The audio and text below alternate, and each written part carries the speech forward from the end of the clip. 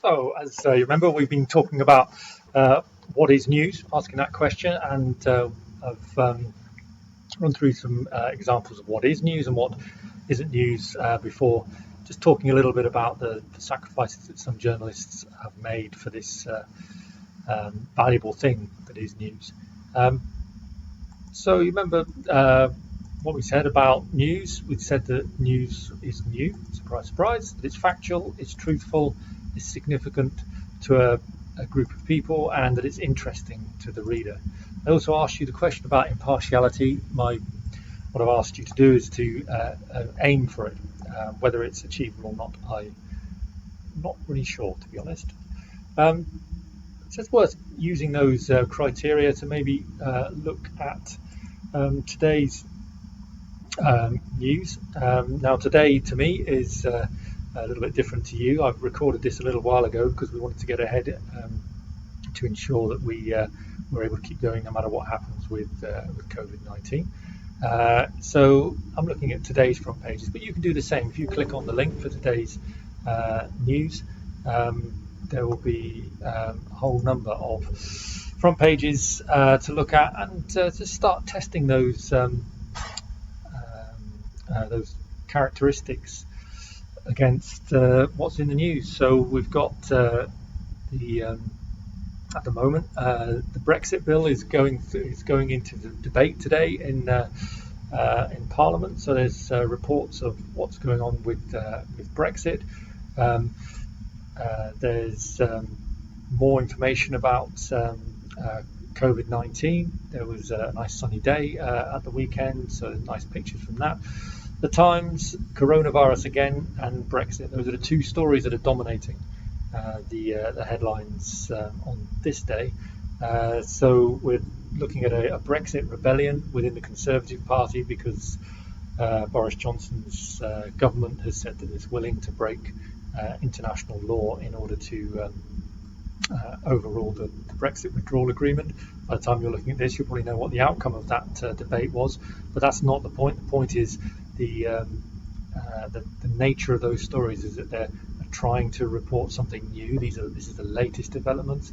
It's trying to report something in a factual, truthful manner, and obviously this has significance to a wider community. Different kinds of newspapers reporting on different things. The emphasis is on COVID-19 for the Mirror, much more colourful front page. We'll look at front pages more when we're together in some of the face-to-face sessions and looking at the way that stories are treated differently by different types of media organisations. A different COVID-19 story on the front of the Telegraph. So again, this is revealing something new that the government is asking GP surgeries to start to reintroduce face-to-face surgeries. Brexit bill over in this part of the front page, but then some business news as well. A BBC story down in the bottom right of the page saying the BBC is looking to axe the number of meetings it has.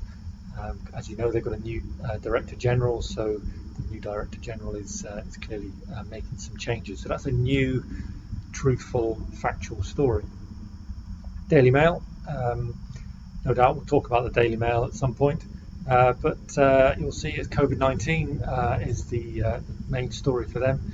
Hospital admissions for 7 major non-COVID illnesses down by 173,000. So they're looking at the impact on other types of illness that COVID-19 has had. So bringing in new figures. So their health editor has got access to new figures. So they've got facts in there.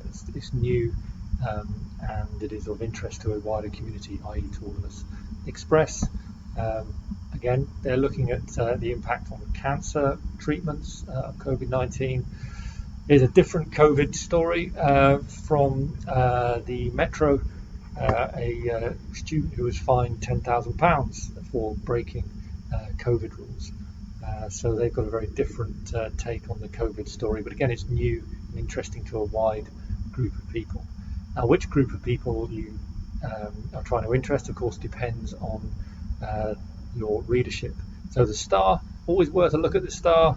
They always take a slightly more light-hearted view of the world. So they've got a story about pets being abandoned during coronavirus lockdown. So they've taken a sort of light-hearted approach and put a mask on a picture of a parrot. Whether you like that approach or not is sort of irrelevant. It's whether they can sell newspapers and get advertising revenue from their online audience, and they do pretty well on that. So it's not really a matter of your personal taste. It comes down to what works within the industry. Financial Times looking at the impact of wildfires in America, as well as some other business news. So that's what's going on today. But hopefully you can see from all of that those front pages pretty much hit all the nail on the head for all of those characteristics. The stories are new, factual, true, significant, interesting, and impartial. So that's it for today's lecture. I'll be seeing you at the workshop for some more news writing exercises, and we can get stuck into developing those news writing skills. I'll see you then.